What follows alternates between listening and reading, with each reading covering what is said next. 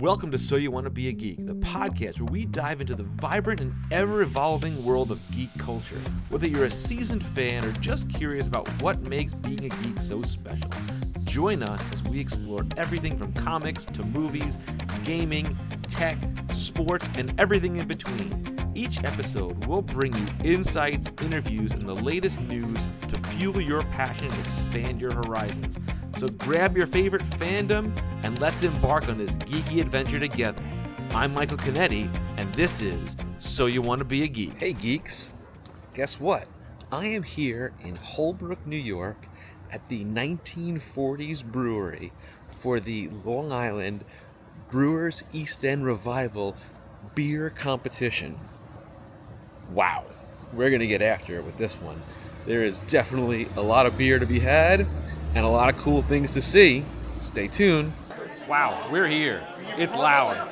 They are ready to drink some beer. Let's get after it.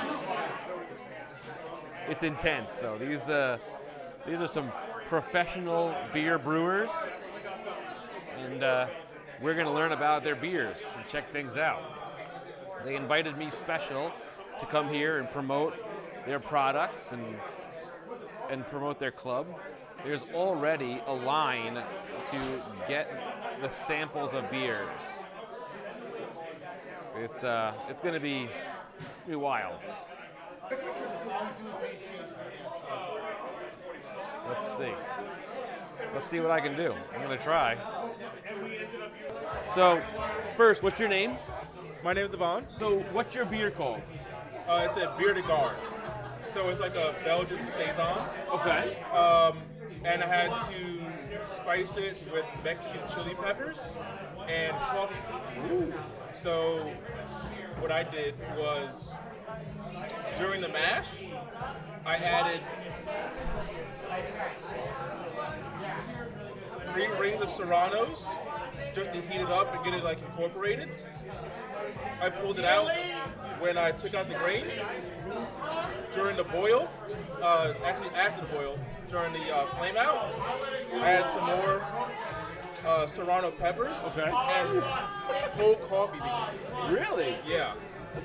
And then 3 days ago, I did chili peppers, like the red chili peppers, the long ones, and French press coffee. Wow. And how long have you been brewing beer for? 2.5 years. 2.5 years. Wow. He's a newbie.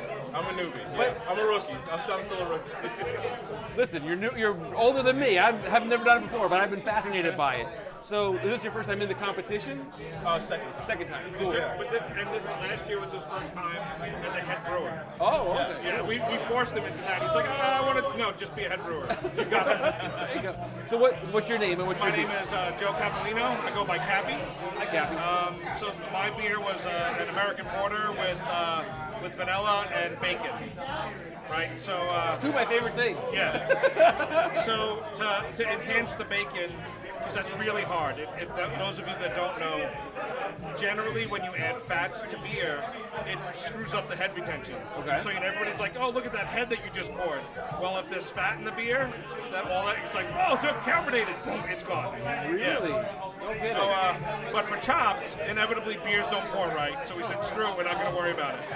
So we put a little bit of smoke malt in the mash, in the grist, and then and secondary, we added a bunch of vanilla extract, Madagascar vanilla bean extract, and then we made a bacon fat tincture in hopes to worry about the fat. Wow. And then none of that imparted nearly enough flavor, so we added a bit of... The Guy Fieri of beer making over here. Yeah, so we added... Don't tell anybody this. They're not watching. Don't live. listen to the live stream. Right. Cover your ears. We did the faux pas and added a touch of liquid smoke to give it a little bit of smoke flavor. But then it still wasn't quite right. So we added 10 vanilla beans and about a pound of bacon in the beer, and it's still sitting in the keg right now. Wow. Yeah, those have to come out soon because they're going to be too much. But I had a week to do it. Normally they say 2 to 3 weeks to let it sit, and I said no, we need a week, and we overdosed the hell out of it. Wow. So, And how long have you been brewing beer? I've been brewing beer about like 12 years now. Really? Yeah. Very cool. That's awesome. This is probably my 9th or 10th chopped as a head brewer. That's cool.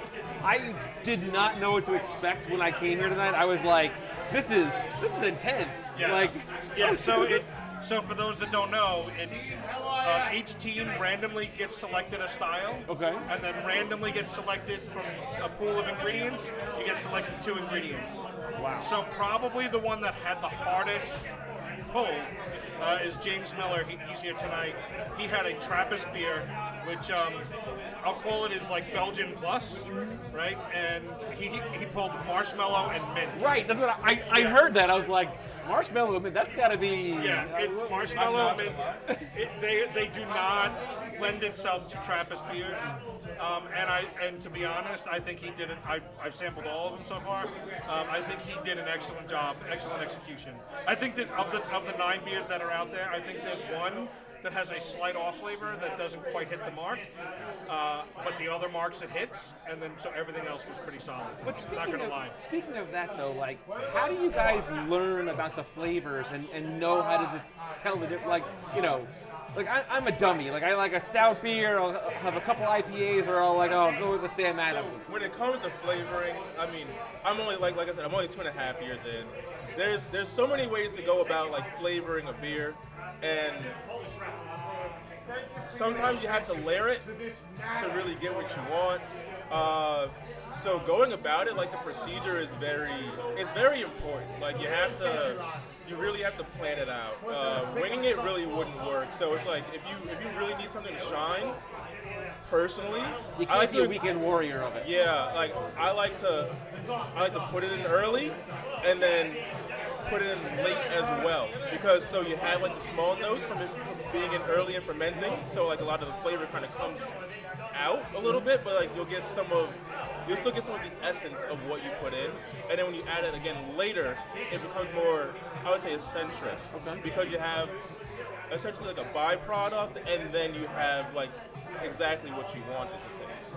So there's a lot of layerings that go into it, and honestly, creativity. There's a lot of different ways to do one simple thing. And to add to that, it's similar. I'll call it similar to baking, right? You know, there are certain things that, like a Black Forest cake, has chocolate and raspberries and things like that.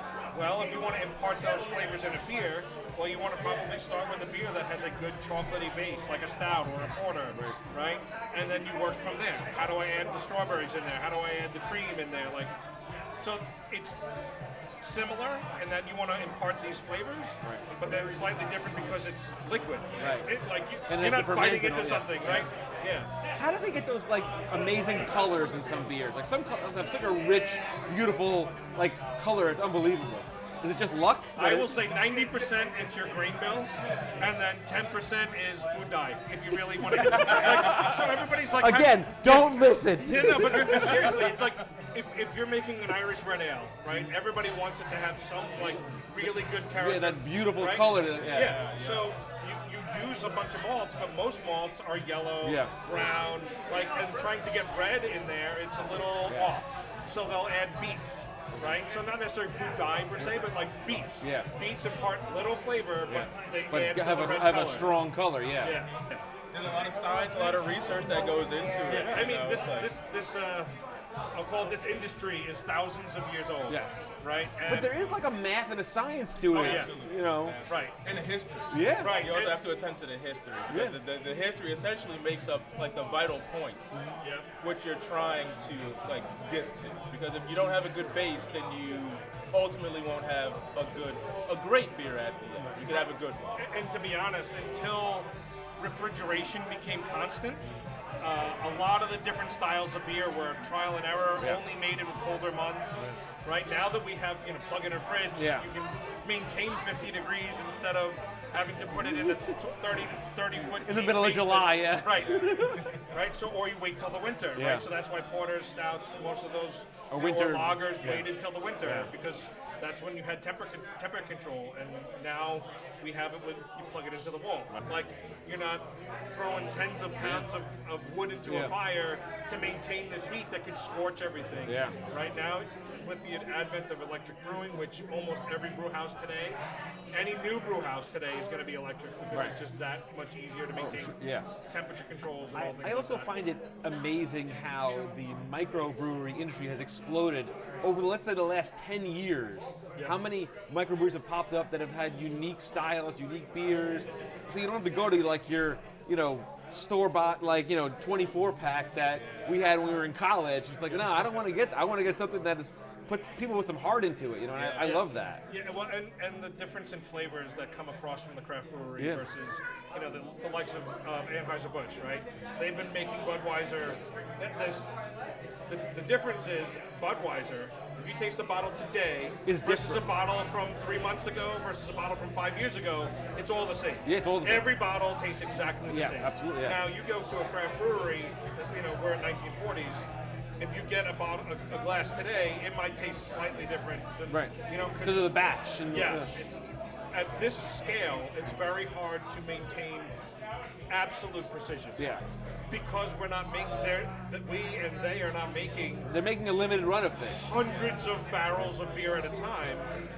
It's far easier to say, oh, well, if this doesn't sell, I don't make it again. Yeah. I'm not dumping, $1 million on the product. Exactly. I lose a couple $100. Like I live right near Secatog, and like a year ago they had an Oreo beer, and I was like, give me all that Oreo beer. And it had that like Oreo coloring to it, but also the flavoring to it. Yep. And they only could make a certain amount because, you don't know if it's going to sell. Right, right? Exactly. And then when it does sell, then you get the advantage of making it again. Right? But at this scale, you have the opportunity, and especially at homebrew scale, you have the opportunity to, as they say, throw stuff to the wall and see what sticks. Yeah. Right? Even here, the Snap Crackle Porter, I'm sure that was just something that came about, and they're like, let's try it and see what happens. Yeah. And it's delicious. Is it really? Yeah. My whole life, I've always wanted to be like a food critic, and for the first time in my life, I'm like, wow, I can actually like do a podcast and do that. I drink some beers and say, oh, this is like kismet for me. This is perfect, But listen, fellas, thank you so much for chatting with me. Yeah, not a problem. Let's promote your beers one more time. I've made American Porter with Madagascar vanilla beans, and I'll even call it hickory smoked bacon. I have a beer to guard, and I use Mexican chilies and coffee. Awesome. Well, thank you, fellas. Appreciate it. Enjoy the rest of the beer. Thanks so much. Thank you. So I want to talk about the birth of this company. That's a really good question. I really wanted to hear that. So Andrew, who walked away, I guess he's too shy. But I'm a past president. Todd here is a past president. Hi, Todd. Right here, Joe Kaiola is a current president. 2007, when Rich Thatcher and Mike Boyd and Donovan Hall. They used to be Rocky Artisanal Brewery. Okay. Those guys went on a train ride into Brooklyn one day, and they kind of just chatted, and they figured, hey, let's start up a club. Started with only a couple of members. Okay. And Rich Thatcher was the first president. So he was president for 5 years. Then he wanted to step down. So I was like, all right, let's do an election. So I then was nominated, and then I became president for 2 terms after that. Mm-hmm. So then I became president, and the objective then was just to grow the club. So we went from like 10 or 15 members to about 100. Wow. Right. But when we went to the Brew Fest or all these festivals, we put out mailing lists. We said, join us. Everybody wanted to buy our beer. We tell them we can't sell it. We're a homebrew club, but join our club. We'll teach you how to make it. So that's what kept bringing people in. So at one point we were at like over hundreds of members. Right, so then after me, when I said, all right, I'm just going to step down, that's when Andrew became the next president. And after Andrew, Frank became president, and then we have presidents along the way. And then, of course, the beer industry, like the homebrew clubs, started getting saturated. Well, that's what I was saying to the guys over there, is like in the last 10 years, the like homebrew microbrewing industry has exploded. Well, let's say, in 1940, Charlie, a member of our club. Po' Boy, member of our club. Long Island, member of our club. Ghost, member of our club. Great South Bay, member of our club. Wow. All these people that were members of our club now expanded to having their own commercial brewery. Yeah. So, I mean, I remember going to one fest down in Riverhead. When I looked around, it was like 10, 12 booths there. I looked around, it was like, holy shit. All these people came through our club, and now they have professional breweries. Wow. So it was like really a big deal, you know, for us and for what we did at the time.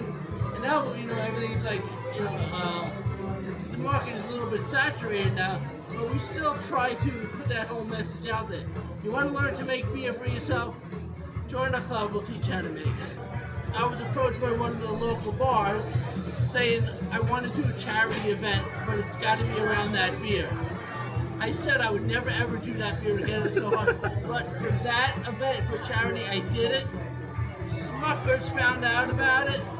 They sent us 40 cases of Uncrustables to give out at that event. No kidding. So it was a big charity event, yeah. Well, let's speak to that for a minute, because you guys do a lot of charitable stuff as well. It's not just like a bunch of people hanging out drinking beers. There's a lot to it. We brew anything we want. Me and Mike have brewed just crazy beers. Todd brewed crazy beers. For festivals, where most of the commercial breweries could only brew what they make in their breweries. But as homebrew club, our homebrew club and the other homebrew clubs, we do crazy shit. When that gate opens and those people come rushing in, where do they go? They come right to us. I'm sure, absolutely. They come right to us because we got the craziest beers. But it's also because people get sick of the same old, commercial beers that they get at the Stop and Shop. Exactly. They want to taste Todd's peanut butter and jelly beer. They want something unique. We did a praline bacon We essentially invented the whole pastry sprout thing. Yeah. Because we're doing, maple, cannoli, anything like that, at least 10% alcohol, ABV, and because we didn't have any of those constraints that breweries had at that time, where they were trying to fill, a commercial need. And then as palates became more adventurous, you could do things. But, for us as homebrewers, because we didn't have any of those restrictions, we were only limited by our imaginations. So we would do, let's say we're doing a brew day. I want to make a barley wine. We're going to make a barley wine. It has to be at least 20% alcohol. Great, swell. Okay, well now what? Well, now we have all this other grain left over. We could rinse this grain and we could get a 10% ABV beer out of this grain. All right, well, what's going on around us? Well, we had people that bought donuts or whatever. Well, alcohol kicks in. Let's take these donuts and throw them into the mash. So now here we are. So now we got, chocolate, macadamia nut, maple bacon, and, it's just, the creative process is spurred, and we're doing all of these things. And then commercial breweries would, see what we were doing and say, oh, okay, well, there's, positive vibe from what these homebrewers are doing, so maybe we could try that at a scale that would be commercially successful. And it worked out, and then, to that point, they would do things where you'd just be like, as a homebrewer, you wouldn't do it, and you could talk to anybody that sells beer, like brewed IPAs. It's like, no. And now anybody that sells beer will tell you they have warehouses where the floors are sagging full of brewed IPAs that they couldn't sell. They couldn't even give them to foreign countries where the Super Bowl losing team gives their shirts. It's not only about the beer, it's about making a lot of good friends along the way. I gotta say, fellas, again, thank you so much for inviting me to be here.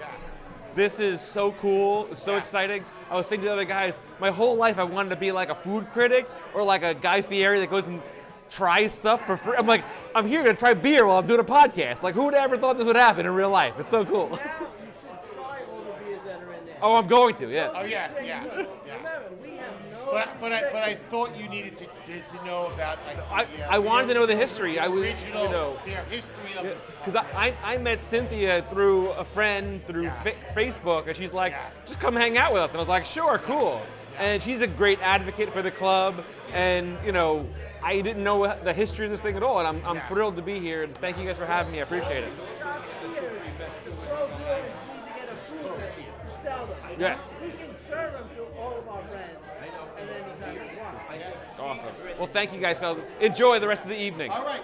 Question. Yes, sir. Did anybody invite you to Steinberg? No, what's that? Oh, you're gonna come to Oh Steinberg. my God. Oh, God. Okay, what is this? When is this?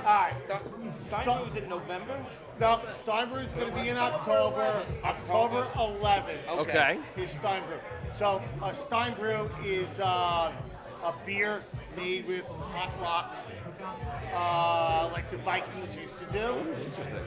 He's the fire master. But I take care of the fire.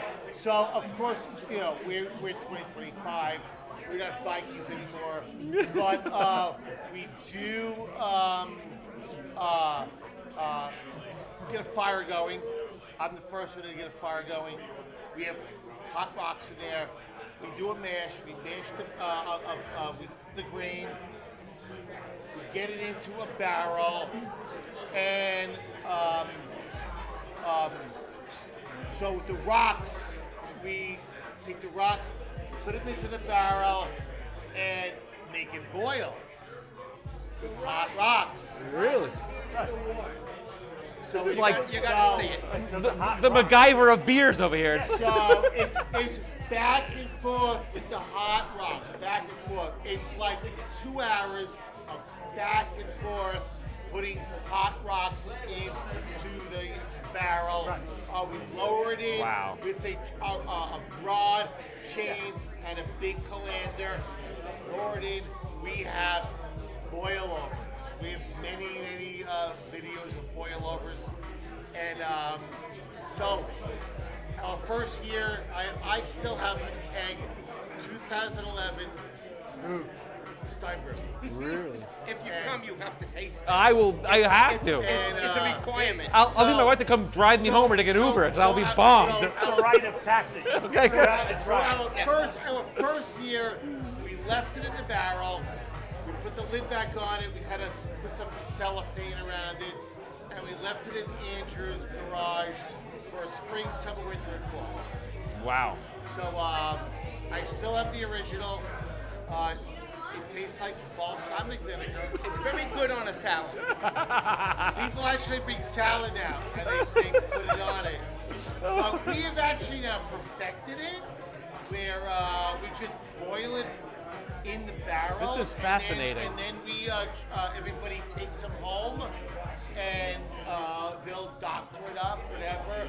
Maybe some, whatever they want to do with it. Everybody's using a different yeast. And then, usually, in our January meeting, everybody brings some. So it's gotten a lot better.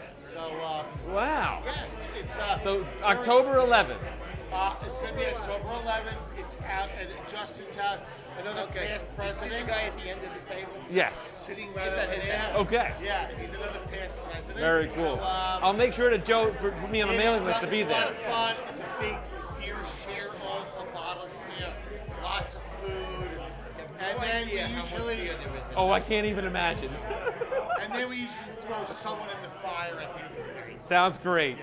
Fellas, thank you so much. Enjoy the rest of the evening. Wow, this is wild. I am pumped by this. This is so fun. These guys are really passionate about beer and beer making. It's really kind of neat, and it's sort of fun to listen to their passion. And I had no idea about the history of this club or anything, but I'm in. I'm very interested. I'm gonna go sample some beers, and I'll come back and let you know. So I just tried 4 of the beers. I tried the Belgian ale with the chili and the coffee, surprisingly really good. I tried the British brown beer with rhubarb and maple syrup. Quite good too. But my two favorites by far, there was a British dark beer with orange and a little bittersweet and honey. That one was dynamite. And then there was an American Porter Stout, which I love a good stout beer. And it had vanilla and bacon in it. All of them, phenomenal beers. But I have to say, those two are my favorites. I do like a darker beer, but it was dynamite. And the voting is in like 5 minutes from now. And we're gonna see who the top beers were. But really cool experience, really amazing people here. I had a blast. It was nonstop, very, very interesting. I hope you guys got a lot out of it. It was so cool. We're gonna record the votes for the winners and see how that goes.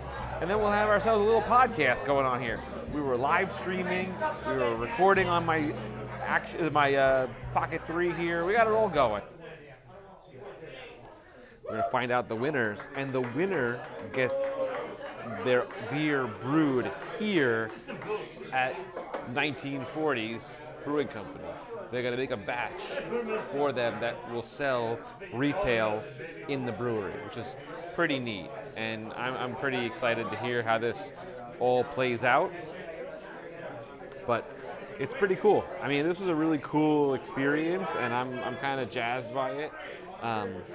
I hope anybody who tuned in liked it. Hope you could hear it. It was pretty loud in here.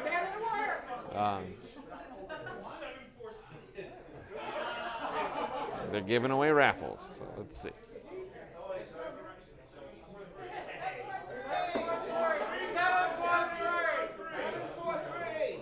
Raffles! Check the tickets! 743.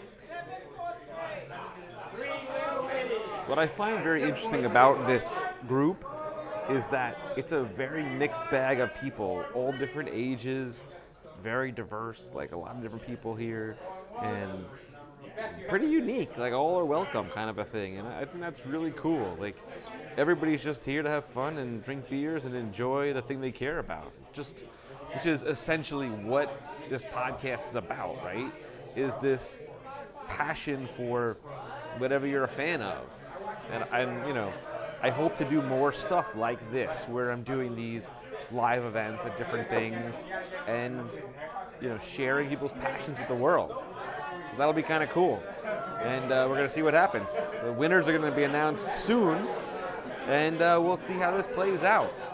And the winner of that whole batch to be brewed here was... I can't say it. Team Miller. With the Krampus Ale and Marshmallow. That was an impossible pick. If you have some ideas and you want to share it with us, hit us up on Instagram or TikTok at SYWTBAG or email us at SYWTBAG@gmail.com. We have so much to share with you, and I can't wait to dive into the geekiness on So You Want to Be a Geek. Thanks so much for listening, and stay geeky, everybody. We'll see you next time. Hey, geeks. If you know me, you know that I love hats.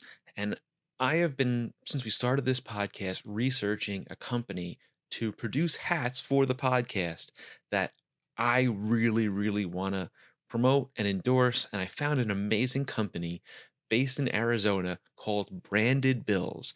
And they made this awesome hat right here with a leather patch, which is so perfect. It's got this raised print. It's really, really cool. They have snapbacks. They've got trucker hats. They've got fitted hats. They've got all kinds of style. And they really cater to me. My sales reps were so nice and so helpful. They answered a million questions, and they made these beautiful hats. I can't wait to order more. I absolutely love them. The quality of the material is impeccable. I can't believe it. I just wanted to take a moment to shout out Branded Bills. They are an amazing company. You should really check them out, especially if you have a podcast or a business or something where you want to give merch to people and promote your business.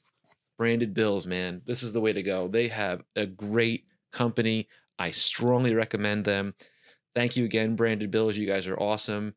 Thanks for tuning into this episode of So You Want to Be a Geek. We'd like to thank the Geekster Media Network. I'm Michael Canetti. I'm your host, producer, and editor. We hope you enjoyed the journey into geekdom as much as we did. Don't forget to subscribe, rate, and leave a review on your favorite podcast platform. Follow us on Instagram and TikTok at SYWTBAG for updates, behind-the-scenes content, and more geeky goodness. Have a topic you'd like us to discuss or a guest you'd like to hear from? Let us know. So you want to be a geek at gmail.com and stay up to date and join the conversation. Until next time, keep embracing that inner geek and remember, the adventure never ends.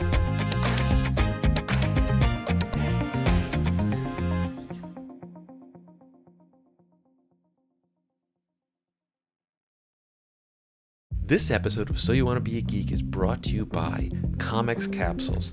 These are a great product for protecting your comics. They are UV resistant, crystal clear, they are stackable, they fit in your regular long and short boxes. They fully encapsulate your comics with a flip top hinge that allows you to access your comics anytime you want. They'll even fit with the bag and board in the sleeve. It is really, really cool. They have this great little eye hook. I have some hanging up back there. I have some over there on display. Because sometimes you just want to display your cool comics without having to send them out to CGC and waiting and spending a fortune on getting them graded. This stuff works great. I really, really love them. You can even have like a dedicated label inside of them. They're super awesome. So our sponsor for this episode of So You Want to Be a Geek is Comics Capsule. Do you like hot sauce? I know I do. Well, one of our sponsors for this week's episode is Jablo Hot Sauce. They are a family-owned, locally produced, amazing Filipino hot sauce that was recently featured on Hot Ones. You're going to love it. You can put it on everything from hummus to meats to vegetables, whatever you think of. They are a great company, family-owned, and locally produced Filipino hot sauce. If you want to find out where the punch is, check out Jablo Hot Sauce.